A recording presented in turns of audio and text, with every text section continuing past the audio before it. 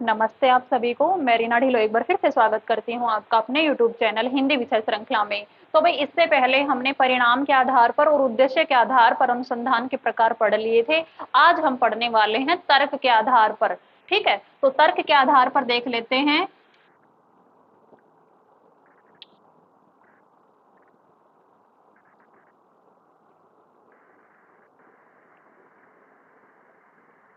तर्क के आधार पर अनुसंधान दो प्रकार के होते हैं। कौन कौन से? पहला आ जाएगा हमारा आगमनात्मक,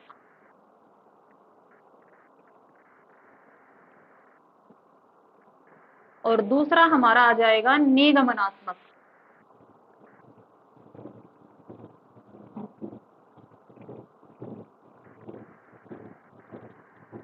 आगमनात्मक में हम क्या करेंगे? पहले बच्चों को उदाहरण देंगे और फिर उनके सिद्धांत या तथ्यों के बारे में बताएंगे। जैसे मान लीजिए मैं कोई भी, जैसे पंखा है, कुर्सी है, कोई भी जो संज्ञा है उसका नाम लूं और उसके बाद उसकी परिभाषा के बारे में बताऊं, तो वो आ जाएगा हमारा आगमनात्मक में।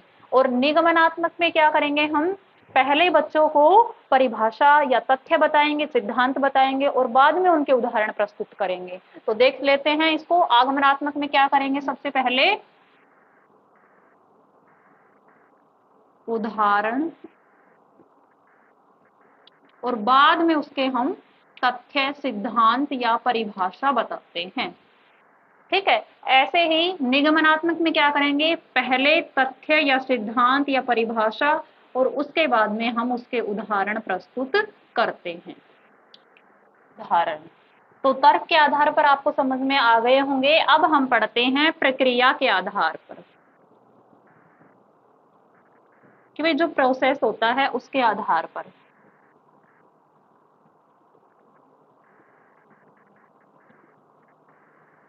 प्रक्रिया के आधार पर तीन प्रकार होते हैं। कौन कौन से? पहले नंबर पर आ जाएगा हमारा मात्रात्मक, उसके बाद आ जाएगा गुणात्मक,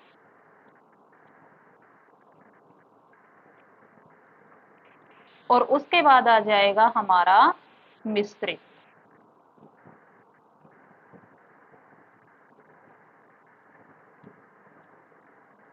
मिश्रित से आज तक भी यूजीसी नेट जीआरएफ के एग्जाम में कभी भी प्रश्न नहीं पूछा गया है। तो इसको करने की आपको आवश्यकता है नहीं, क्योंकि इसमें इन दोनों का ही मेल होता है। आप इन दोनों को समझ लो, मिश्रित अपने आप हो जाएगा। तो देख लेते हैं मात्रात्मक में क्या होता है। आंकड़े, जो संख्या होती है उसके आधार पर हम करते हैं। जैसे मात्रात्मक में आंकड़े इकट्ठे की भाई 2, 4, 5, 6, ठीक है, ज्यादा कम, इस तरीके से जो आंकड़े होते हैं उनका निर्धारण आंकड़ों के आधार पर। और इसमें निगमनात्मक की स्थिति काम करती है आंकड़ों के आधार पर में। गुणात्मक में जैसे मान लीजिए कोई व्यक्ति है, वह अच्छा है, बुरा है, तो उसकी क्वालिटी, क्वालिटी के आधार पर अनुसंधान। तो इसमें क्या आ जाएगा? गुणात्मक मानव के व्यवहार के आधार पर, मानव के व्यवहार के आधार पर उसको नियंत्रित करना। ठीक है, गुणात्मक में मानव का जो व्यवहार है उसको नियंत्रित करना गुणात्मक अनुसंधान में, व्यवहार पर आधारित।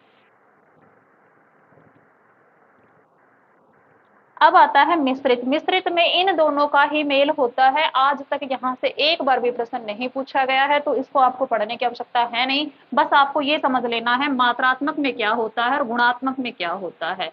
तो मात्रात्मक में आपकी क्वांटिटी आ जाएगी और गुणात्मक में आपकी क्वालिटी आ जाएगी। ठीक है, तो आशा करती हूँ आपको तर्क के आधार पर और प्रक्रिया के आधार पर दोनों अच्छे से समझ में आ गए होंगे। और यदि ये समझ में आ गए हैं तो वीडियो को लाइक कीजिए, चैनल को सब्सक्राइब कीजिए। धन्यवाद।